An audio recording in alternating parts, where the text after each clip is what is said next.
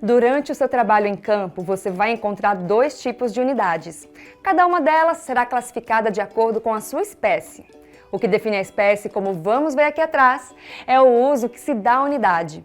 Elas se dividem em dois grandes grupos, domicílios e estabelecimentos. Nesse vídeo, vamos estudar os domicílios, que são o principal foco do censo, e por uma boa razão.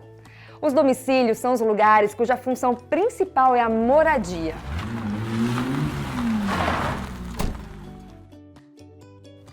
Mas como identificar os domicílios de acordo com as regras do censo? Caso você encontre duas ou mais edificações na mesma propriedade ou terreno, é preciso saber se ali existem um ou mais domicílios. Para isso, basta aplicar dois critérios que chamamos de separação e independência. Para que duas construções na mesma propriedade sejam consideradas dois domicílios, ambas precisam obedecer duas regras ao mesmo tempo: separação e independência. Os locais devem ser limitados por paredes, muros ou cercas e cobertos por um teto,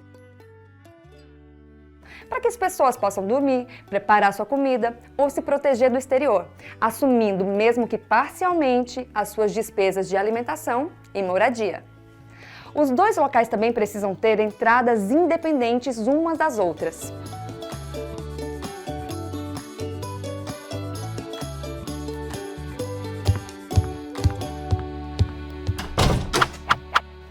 Agora que você conhece os conceitos de separação e independência, lembre-se sempre de aplicá-los com atenção e verificar o número exato de domicílios no endereço.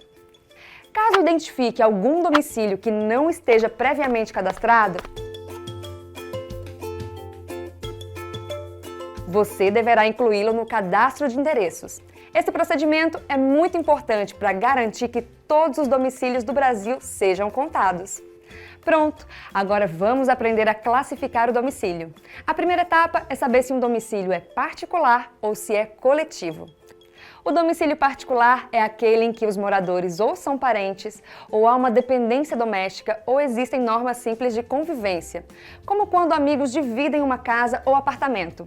O domicílio particular também pode ser subdividido em outras duas categorias: permanente ou improvisado. Vamos começar pelo particular permanente.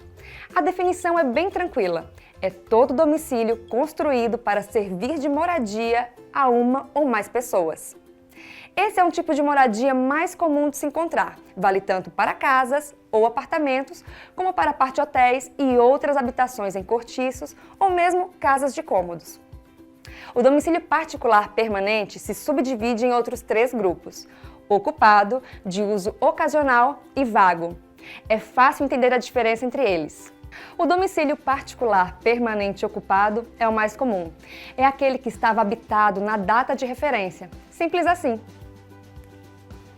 Se você encontrar um morador, deve assinalar a opção Entrevista e preencher o questionário.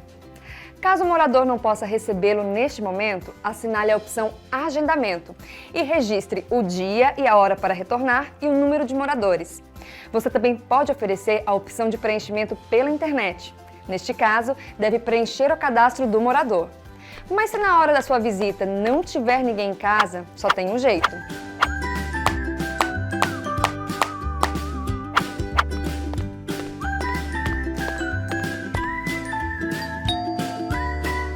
Você vai pedir ajuda aos vizinhos para tentar identificar o melhor horário para encontrar os moradores. Nesse caso, assinale morador ausente em seu DMC e procure descobrir o total de moradores com os vizinhos. Não se esqueça de que você deve voltar para tentar falar com esses moradores. E se os moradores se recusarem a responder? Inicialmente, você deve explicar a importância do censo para o país. Você também pode oferecer a opção de preencher a pesquisa pela internet. Mas, caso a recusa permaneça, você deve assinalar a opção Recusa em seu DMC. A classificação domicílio particular permanente de uso ocasional é ainda mais fácil de se entender. São aqueles imóveis utilizados apenas nos fins de semana ou férias, por conveniência de trabalho, estudo ou outro fim. Sabe as casas de praia? Ou as casas de campo? Elas são exemplos de domicílio particular permanente de uso ocasional. Por fim, temos o domicílio particular permanente vago.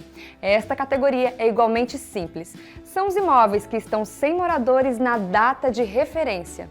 Um bom exemplo são as casas para alugar ou vender. Mas lembre-se, para classificar o domicílio, o que vale é investigar se havia moradores na data de referência, não na data da sua visita. Também é muito importante verificar a existência de outro domicílio naquele mesmo endereço. Pergunte, investigue com os vizinhos. Muitas vezes um imóvel ainda ocupado tem uma placa de vende-se ou aluga-se. Ela não basta para confirmar o status do domicílio. Agora, vamos falar sobre o domicílio particular improvisado. É aquele localizado em uma edificação cuja finalidade não era de moradia, ou uma estrutura móvel, ou ainda em locais inadequados para habitação, que na data de referência estavam ocupados por moradores. Se uma área não residencial de uma fábrica, bar, restaurante ou outro estabelecimento é utilizada como moradia, este é um domicílio particular improvisado.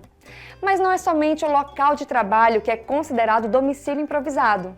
As tendas, barracas de lona, veículos, prédios não residenciais ou galpões com moradores na data de referência são outros exemplos de domicílios particulares improvisados. Bem, agora podemos falar do outro tipo de domicílio que ainda não tínhamos comentado, os domicílios coletivos. Os domicílios coletivos são os asilos, orfanatos, abrigos, conventos, penitenciárias, hotéis, motéis, pensões, campings, alojamento de trabalhadores ou estudantes. Todos os lugares que possuem uma organização administrativa comum. Os domicílios coletivos podem ser com morador ou sem morador, considerando sempre a data de referência. Então, você saberia classificar os domicílios na sua rua?